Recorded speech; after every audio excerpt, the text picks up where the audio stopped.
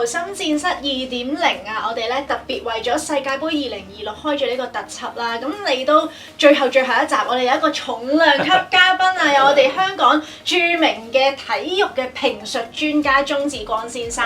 多謝你啊，專家就唔敢講，同大家傾下偈啦。當然繼續有 Doctor Chan 啦，同我哋用精神科嘅角度啦，去睇下究竟世界盃有啲咩值得去討論嘅一刻。我踢波㗎，我都踢咗60年啊嘛，我記得啦。嗱，我哋即係嚟到最後一集啦，當然就要總結一下世界盃，即係我哋冠軍就係嚟自西班牙嘅，咁見到都着咗波衫，即刻轉態，即刻轉。我都着翻件紅色衫襯勝利球翻。迷。咁究竟即係西班牙點樣由一路走來嚟到冠軍，值唔值得贏咧？或者贏咗喺啲咩地方咧？咁啊，梗係值得贏啦，因為你睇到佢整體咧，除咗第一場係俾佛得角逼和啦，咁當然佛得角又係另一個故事啦，係嘛？咁但係即係你整體你睇佢咧，初就唔多起眼嘅，特別打完第一場咧，我諗認為佢攞冠軍嘅人就唔多。打完第一個 round 咧，包括我自己在內咧，我覺得係法國啦、阿根廷咧會比較好啲。咁只不過係佛得角打得太好咧，就令到西班牙咧個光芒未顯啊。咁但係你會睇到咧，嗱亞馬啦一出咧個哇，你嘅天才球星啦係好波，但係我覺得亞馬咧今屆佢有啲似咩咧？我覺得佢有啲似82年嘅馬勒當拿，即係當年佢未成熟啊，係好波啊，但係未成熟。你睇佢今年係啦，佢關鍵嘅時候咧，佢係都做到啲傳送嘅，但係佢比較多咧就比較個人啦。咁擺埋你咧，要 mark 佢咧2個3個招呼到佢嘅，咁即係似乎個光芒咧就唔係喺晒佢嗰度啊。咁但係翻嚟佢條中場線咧，由洛迪所領導嘅中場線咧就打得好好啦。我會發覺個現象咧，你睇到西班牙咧喺佢哋嘅領隊嘅安排之下咧，佢哋唔急㗎，佢次次慢慢地。你對法國嗰場你睇到就係啦，佢好慢嘅，佢唔使同你快啊，但係咧係要準，俾波唔使下場嘅，係要穩陣。你睇佢中場咧好簡單好穩陣，配合奧姆啊其他咧，佢係好少喺中場失波。咁呢個咧就係令到佢對手對佢比較難踢啦。你法國對佢一籌莫展啊，就係咁嘅情況啦嚇。我諗咧，我初真係冇乜睇西班牙，但係西班牙我話點解會世界排名第一嘅咧咁樣？咁西班牙咧開波我睇咗一場對佛得角，哇0-0啊嘛，完全冇霸氣，即係我哋講冇霸氣，真係又冇乜特別好嘅前鋒啊佢哋。咁雖然我其實西班牙入咗球啦，但係問題即係唔係咁好波咯，我都講過。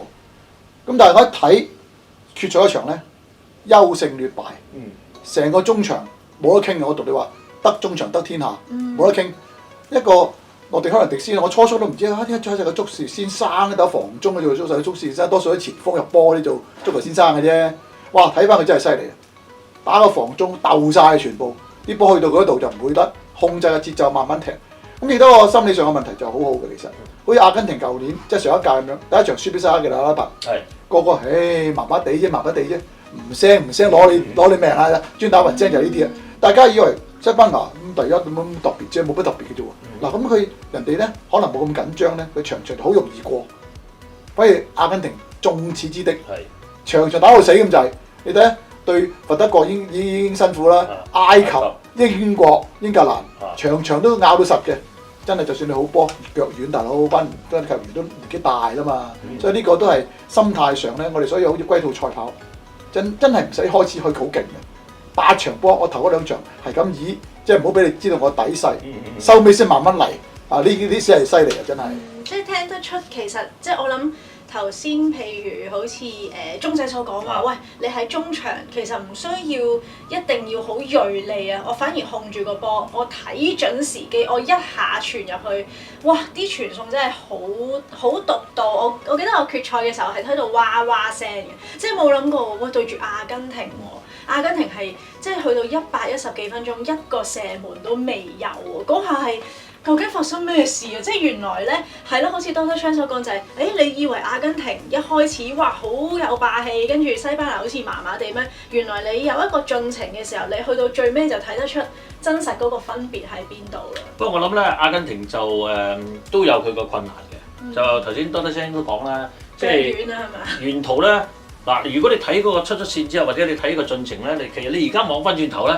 佢對嗰啲球隊咧嗰個世界排名咧係相對低嘅，即係其實理論上就唔應該咁難打㗎，初仲話佢條線好靚啲。因為你對佛得角喎，對埃及喎，對瑞士喎，係嘛？你點解諗到呢啲球隊原來俾阿根廷咧帶嚟咁大麻煩咧？咁嗱當然咧就去到決賽咧。阿根廷我諗佢史卡朗尼咧，佢都個盤算咧就係一路守住希望搏最後，甚至冇咧係摸和佢4碼嘅。我估個情況係咁樣，因為但係佢哋又唔好彩啦。咁踢下咧就先馬天尼斯傷咗啦，跟住就係到阿羅美路又傷埋啦。兩個中堅咧，正選中堅咧，其實喺個晉級過程當中都打得好好嘅。咁佢傷咗之後咧，令到球員咧更加進一步咧嗰個心態咧會縮。嗱，講到呢個心態咧，其實一樣嘢咧，你一個問題好啱問咧，就係你講緊心戰室啊嘛。講下聽下。嗰個問題即係問咩咧？嗱，你睇到今屆咧，好幾隊球隊咧，就係因為贏咗波縮，跟住咧就輸翻轉頭，就俾人咧係即係鬧㗎。英格蘭好明顯啦，代表就係英格蘭，好明顯啦，係咪先？嗱，咁但係我想問啊，Doctor嘅問題就係話，其實呢啲球隊，你睇佢之前啊，即係贏一球之前咧。其實同對方可以抗衡嘅喎，中場打一打嘅喎，不落下風嘅喎，咁點解佢要縮咧？嗱，縮完之後仲有個現象喎，又俾人入翻一球咧，追翻和咧，佢又識得咗去攻喎。嗱，甚至乎你睇下，就算決賽都係啊，嗱，西班牙明顯優勝㗎啦，贏住呢一球，踢多你一個人，但係佢輸咗球之後咧，就令到佢又稍稍縮咗後咧，令到阿根廷有機會走翻上嚟喎。有2球波喺龍門口爭啲有機會入喎，係咪先？係嘛？咁即係呢個球員嗱，你係自己球員出身啦。咁有咩行為或者咩心理狀態令到佢哋會咁樣咧？嗱，我覺得咧呢屆世界盃咧嗰幾隊強隊咧差好少，差好少，即係冇話爭，譬如佢舊時巴西對意大利嘅當年嗰啲話係人哋4-1冇得砌，所以咧大家信心講信心2個字啫，唔係好足，贏一球即刻話守你啦。穩陣啲啊，揸住一球喺手，咁唔同舊時嗰啲，話我數你都得嘅。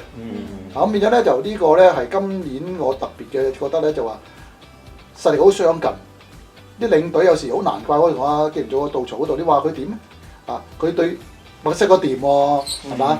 不過講咗啦，墨西哥係渣啲嘅，講真。咁你20分鐘守就守得晒啦，但係你對阿根廷大佬啊，英格蘭係最明顯啦。你60分鐘已經拍大巴啦已經。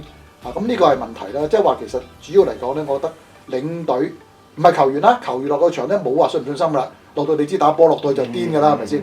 係個領隊唔夠信心。咁啊，唔好話縮大巴啦，咁啲球員冇得講㗎，我想攻，老細話唔攻咪縮翻後邊咯。所以賽後咧，哈利簡尼啊、比利鹹都有 criticize 杜曹個諗法嘅，但係打波同打仗一樣，你軍令如山，即係你如果唔聽話死㗎啦。咁所以縮上嚟，咁有咩事咪領隊咩咯？反而我覺得咧，嗱，杜曹咧出嚟冇乜特別嘢講啦，冇乜解釋。反而我欣賞一樣嘢咧，嗱，成隊阿根廷一胎都換埋就話，我真係擁佢隊波，但係嗰啲體育精神真係曳，真係曳。輸咗波，你估唔輸得嘅咩？係咪？你冠軍攞過2次啦，馬拉多納神天都着數上帝之手嘅啫，其實都係。冇理由完咗之後咁嘅態度，又打人哋班長你背罪過人哋，即咩意思啫？你贏緊嘅咩？人哋又冇玩冇 foul play 嘅喎，人哋贏你清脆擊倒嘅喎。絕對同意。咁但係我最欣賞係史卡朗尼，佢出嚟孭晒。係最尾個訪問。即係訪問好嘅，佢話唔關啲球員事嘅，根本個調動係冇得喐嘅，係嘛？我都唔知咁樣調動法人哋，咁你睇到喎，真係冇得喐喎！你西班牙成場波控制晒個戰局。你有咩人出嚟？2個中堅都調咗出去咯，出班矛等出嚟，係嘛？咁你點知踢啫？冇得踢㗎。佢守到咁樣先輸，咪算佢叻咯，即係咁講。我同意啊 Doctor 講啊。咁但係咧，因為亦都十分認同咧，就係後半部咧之後完場發生嘅事咧，真係令到阿根廷失晒分。如果正常冇後邊嗰件事，咁佢即係球員又主要去尊重其他對手，去領獎又接受訪問，咁呢個贏晒掌聲啊！即係你攞亞軍都贏掌聲啊！呢度打落嚟咧。不過你有一個問題，頭先你講到咧，杜曹嗰度咧，我有乜睇法啦？其實當日嗱，因為對墨西哥咧，佢係縮啊嘛，但墨西哥就焗縮，因為佢踢少個，係咪焗縮啊？但係個對手唔同啊！你留意下墨西哥咧，唔係好識踢對方嘅密集，所以咧墨西哥咧一有波中場佢唔要㗎啦，墨西哥攞晒中場啊嘛，佢攞晒中場咧，墨西哥好少落底嘅。去到45度角就啄出嚟，去到45度角啄出嚟咧，咁就啱晒英格蘭踢啦。佢換埋單搬出嚟，係咪？佢啲根本完全係墨西哥配合咗佢嘅踢法，但係去到阿根廷咧，完全兩回事。因為阿根廷嘅能力係完全唔同啊，所以我同意你講咧，其實杜曹咧，其實某個程度好大責任啊，因為杜曹我一路我冇諗到啊！頭先你講係喎，杜曹都冇信心，因為如果佢對球員有信心咧，喺咁情況之下佢應該趕翻啲球員出去。其實佢唔使換人住，俾個指示就係推返上去。更加咧嗱，當然教練就唔會話想調動換人輸㗎。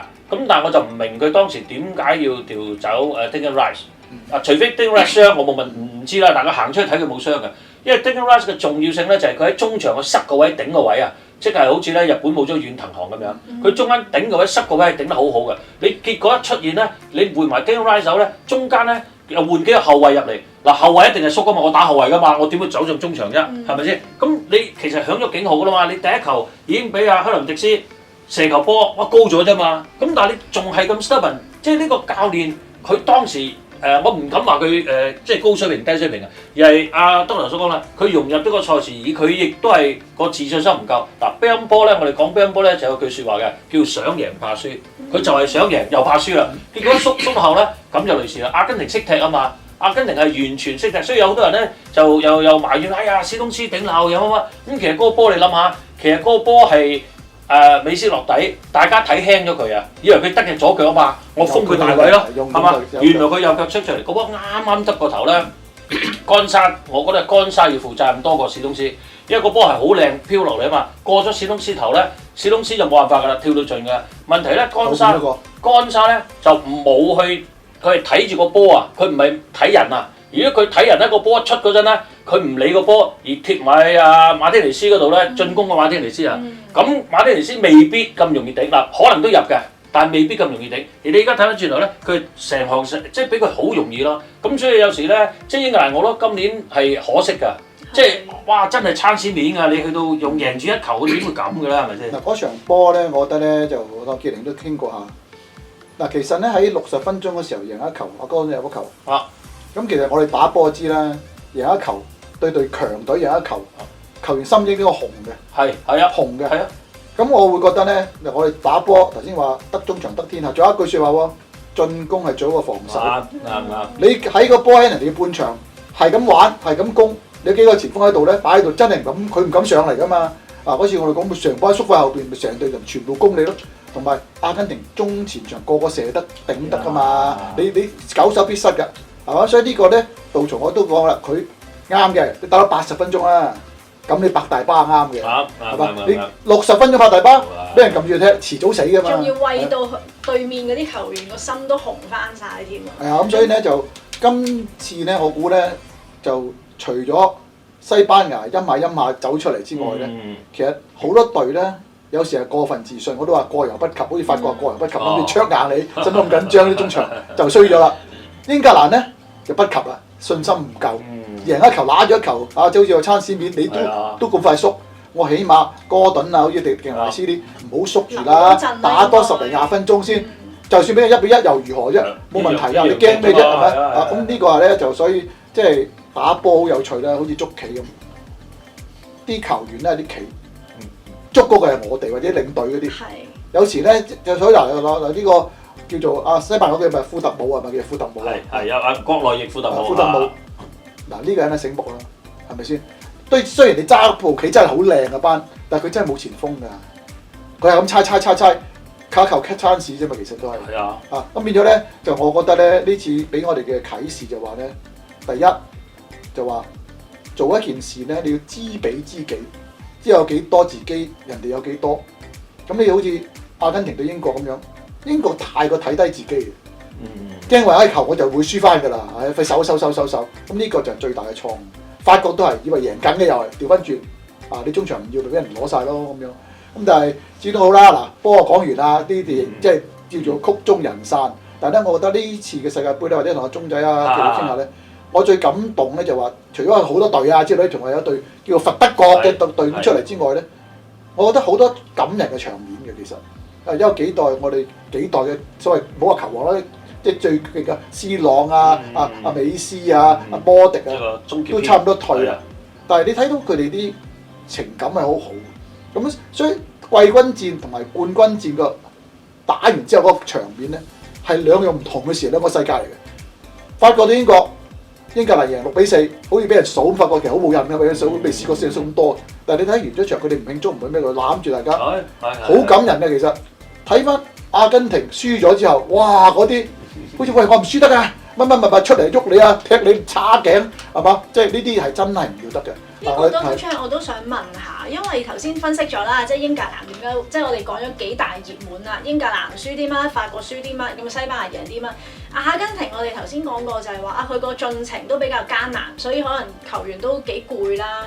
另外一樣嘢就係咧，大家都見到都唔係完咗場打交個畫面，其實一開波咧，佢哋好似已經係南美波不嬲都係比較即係麻身啲啊、矛啲㗎啦，但係好似佢哋連個情緒都唔係好控制到。嗱，正常我攞咗張黃牌，我都識得收斂少少啦，因為我驚俾人趕出場。但係你見到咧，其實佢哋啲球員好似都冇乜諗住話，我攞完張黃牌之後，我要控制下自己嘅情緒啦，冇㗎喎，好似一路以嚟佢哋都好嬲啊！咁好似咧我睇翻嗰啲評論咧，有啲球迷直頭話：哇，其實咧阿根廷啲球員係咪要去上下嗰啲 anger management 啊？同埋而家咧有啲片段釋放翻出嚟啦，就見到美斯咧喺開場之前更衣室出嚟就話咩都唔好諗啦，我哋要 stay calm 啊，stay calm 啊！所以可能其實唔知美斯係咪都睇到，哇！啲球員即係如果唔 calm 嘅話咧，呢場波可能都好難打。咁佢哋其中一樣嘢係咪就係輸咗喺嗰個情緒控制上咧？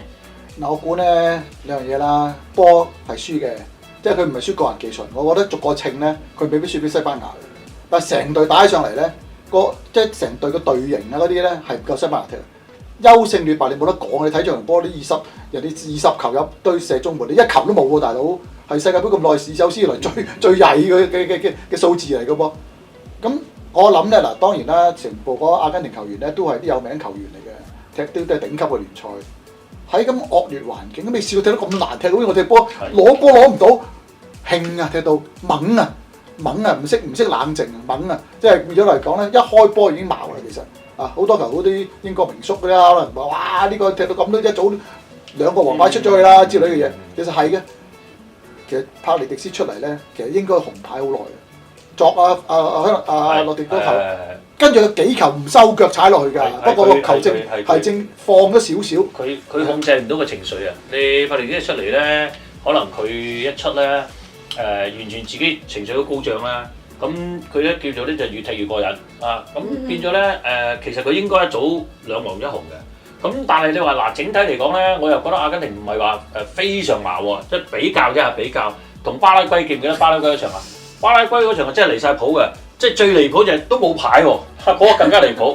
咁嗱，你睇咧，譬如安索林迪斯佢出場佢第2個黃牌咧，其實佢收㗎，佢唔係踢落去㗎，佢已經唔係踢落去，但係佢唔應該起步，即係當時嗰個位唔起腳，係啦，唔應該起步啊嘛，即係你咁衝埋去，嗰個唔係重要位置啊嘛。咁嗱呢啲係啦，一時間咯。咁但係你嗱又講翻轉頭喎，其實阿根廷唔係冇機會嘅成場賽事，佢機會就出現喺1-0之後，係嘛？佢有2個機會。一球龍門口俾個邊個包佢咗啦，嗰個後衞包咗啦。一球咧就係阿斯蒙尼射高咗啦。即係你2個機會，如果把握咗個機會咧，可能成件事係唔同嘅。咁所以咧，即係話你睇到又係講個信心啦。我諗Doctor今日俾個 hint 我哋好喎，就係個信心咧，又喺史加朗尼嚟講咧，一路開始佢都信心唔夠啦。咁同埋跟住傷埋2個中堅啊，咁變咗咧佢嗰個即係整體咧，大家落場咧。嗰個信心成一個好強烈嘅對比，但係亦都我自己覺得西班牙唔係喺呢場賽事唔係打得最好，唔係佢最好嘅賽事。你諗下，如果對方中堅就出埋場啦，一對中堅正出埋場啦，一個踢少一個啦，整多2粒啦，你點會係僅贏1粒，仲爭啲俾人追翻咧？其實西班牙真係打得唔好，當題睇得點咧？其實佢前面個功力唔夠啊，往往你睇個晉級過程咧，要派美連路入嚟先撞到入波，係嘛？即係你始終，但係咁講，佢真係贏咗個穩定性咯。呢個就冇即係不爭之議嚟㗎啦，呢個就係。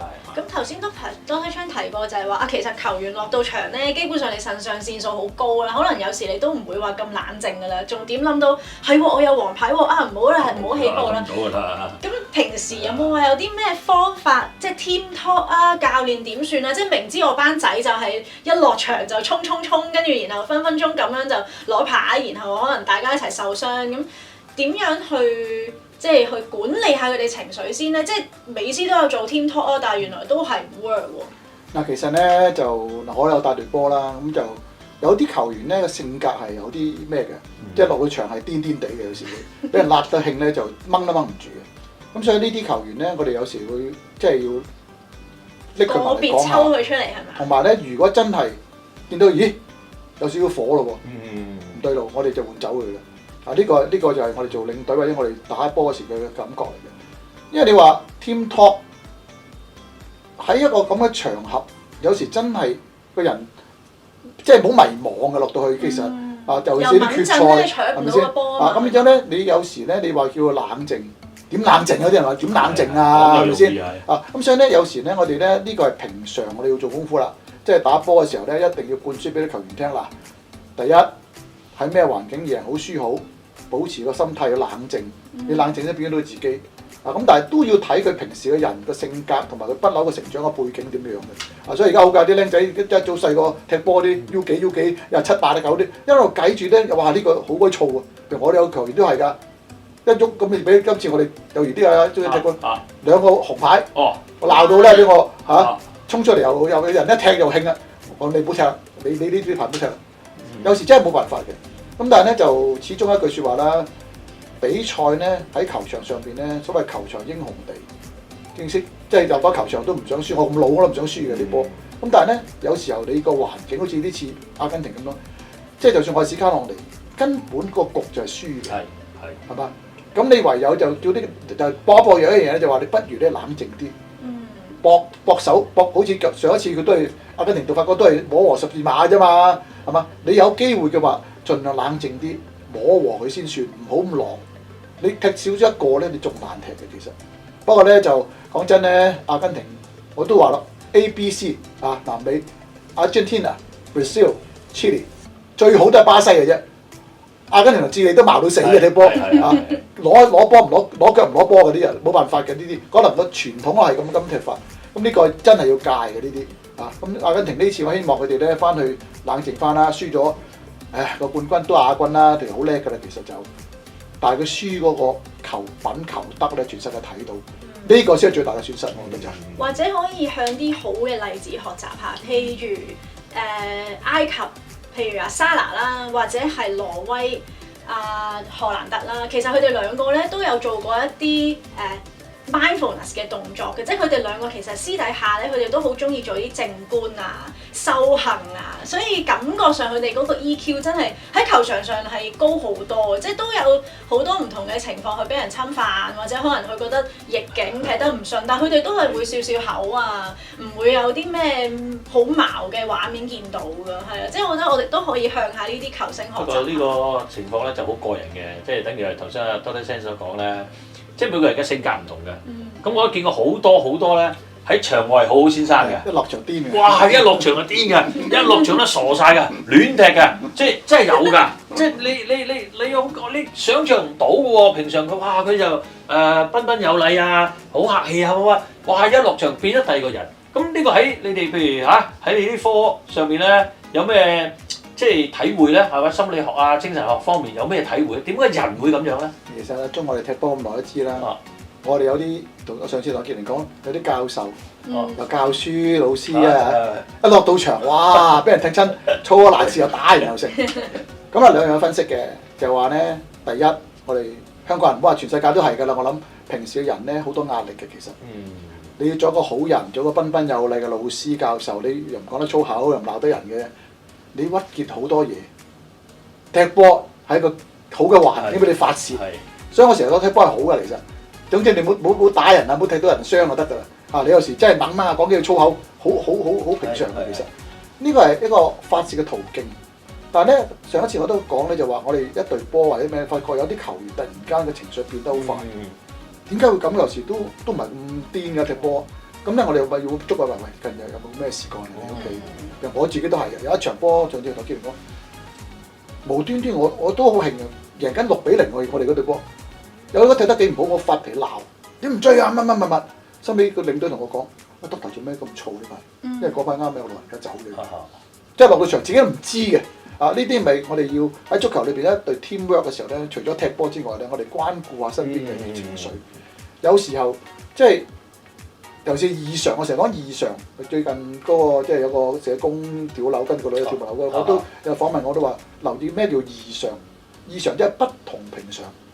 譬如我哋踢波，我頭先講不嬲惡嘅算啦，知道佢咁衰格但係不嬲好斯文好食，突然間亂嘅，或者亂踢人又粗口咁樣，咁你知道佢唔對路啊？可能情緒上有啲問題。咁我哋咧要揾佢出嚟傾下有咩事幹啊，慢慢 calm down 佢先得。咁呢個係即係打波得一班朋友，甚至我哋普通人啊，人與人之間同事一個 team 或者有好多人一齊做嘢嘅時候，突然間平時好多嘢講，突然間沉默寡言唔出聲嘅，咁你可能有問題。咁所以我哋咧呢個就係預防勝於治療啦，即係唔好等佢出事我哋先去揾佢幫手。一有啲嘢我哋問下佢先得嘅。你今日關注咗未啊？